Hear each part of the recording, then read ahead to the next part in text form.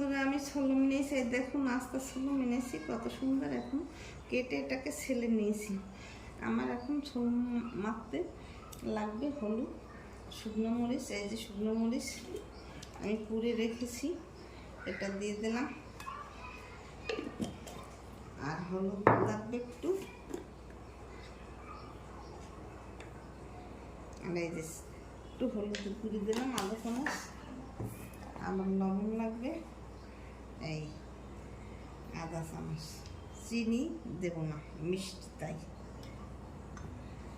এখন এটাকে এইভাবে গুলে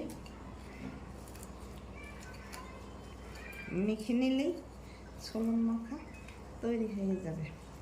এইভাবে আপনারা মেখে ছলম দুপুর টাইমে খেয়ে দেখবেন, খুব দুর্দান্ত টেস্ট হবে। এইভাবে খেয়ে না খেলে আপনারা মিস করবেন।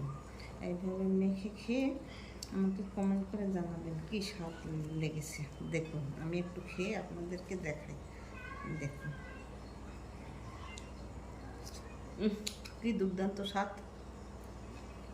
আমার চ্যানেলটিকে লাইক কমেন্ট শেয়ার করে পাশে থাকুন। ধন্যবাদ, থ্যাংক ইউ।